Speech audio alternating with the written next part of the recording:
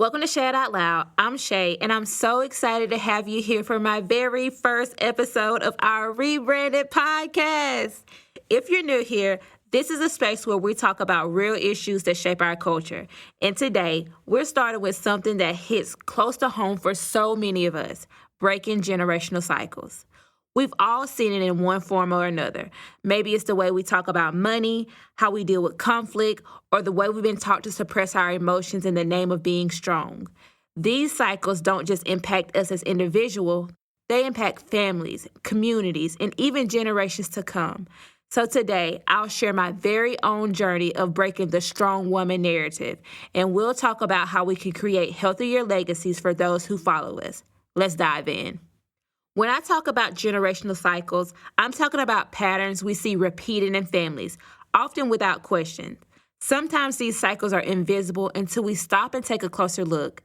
They could be financial habits like living paycheck to paycheck, or they could be emotional patterns like not talking about mental health or always having to be the strong one.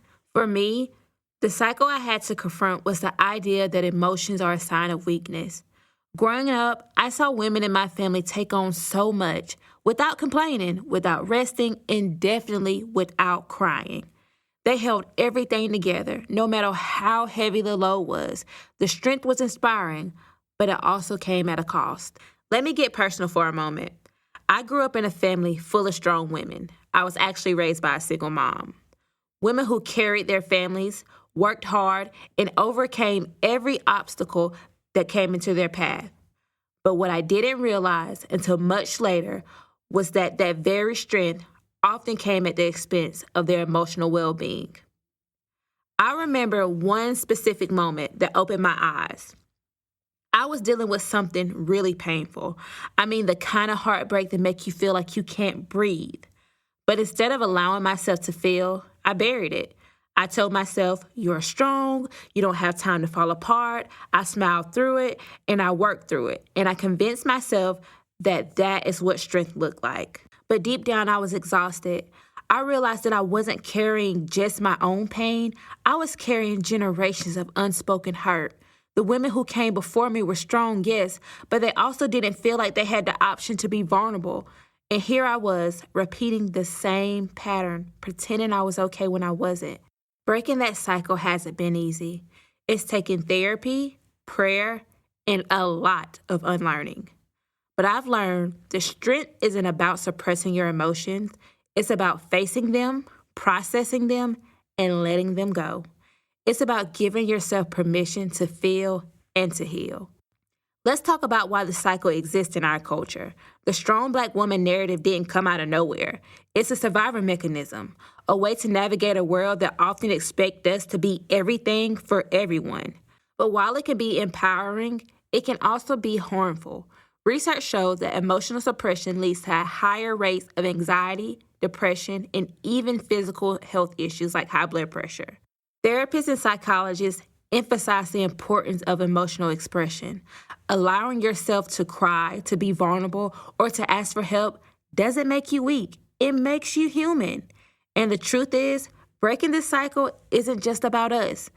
When we show our kids, our nieces, our nephews that it's okay to feel, we're teaching them a healthier way to navigate life. For me, therapy has been a game changer. It's where I've learned that I don't have to carry everything on my own. I also learned that being vulnerable is a form of strength, not weakness. And that's a lesson I want to pass down to my children. Here are 5 practical tips for breaking emotional suppression. Number 1, acknowledge your feelings.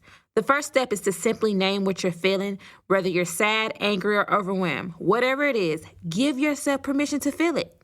Number 2, talk about it.